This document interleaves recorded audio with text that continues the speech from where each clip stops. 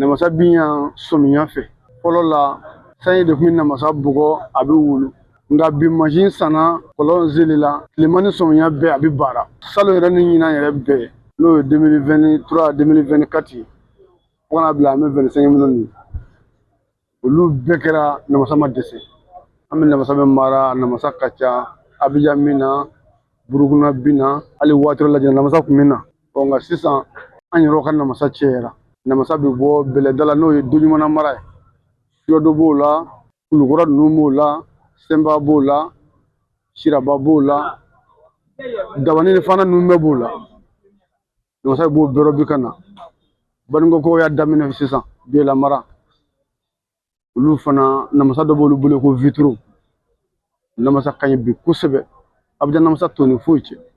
o ka ɲi Abidjan namasa ye bi kɔni a dundayɔrɔ la a fɛn bɛɛ la o ka ɲi ni Abidjan namasa ye. Namasa ko fɔlɔ yɛrɛ u kun bɛ karabini de k'a la mais yɛlɛmaw nana an b'a biri guwa kɔrɔ waatiw mɛnna dɔɔnin k'an to guwa kɔrɔ biriliw la an nana yɛlɛma frigo ninnu kan an kɔni bɛ frigo ninnu de kan an bɛ ka baara kɛ frigo namasa baara a bɛɛ bɛ kɛ frigo la sisan ni frigo yɛrɛ ni min b'an bolo yan nɔ yan a bɛ 200 ni dɔɔnin bɔ namasa baara kama. Alors baara ma kɛ cogo o cogo ana gɛlɛya fan bɛɛ fɛ n'a cɛyara fɛn tɛ sɔrɔ a la o gɛlɛya b'an kan n'a dɔgɔyara a yɛrɛ tɛ sɔrɔ an fɛ o gɛlɛya b'an kan namasa marali o gɛlɛya tɛ se ka ban fɔlɔ an b'a dabiri dugukolo ma kilo 20 kilo 10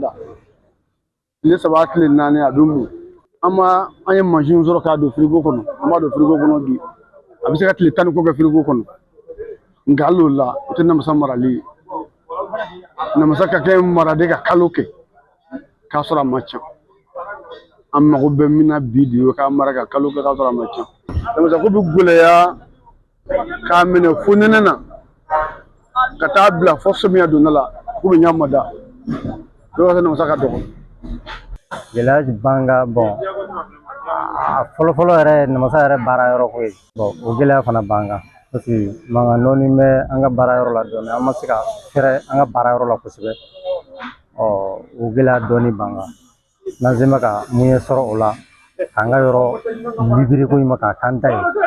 pour que an bɛ se ka fɛrɛ an ka baara in ma cogo min o de ka d'an ye. Gɛlɛya filanan ye min ye namasa yɛrɛ a ti ɲa ni angɛrɛ tɛ bi parce que dugukolo fanga dɔgɔyalen don o angɛrɛ ko gɛlɛyaba de b'an kan ɲinan yɛrɛ angɛrɛ tɛ ka sɔrɔ min bɛ ka sɔrɔ fana o da ka gɛlɛn.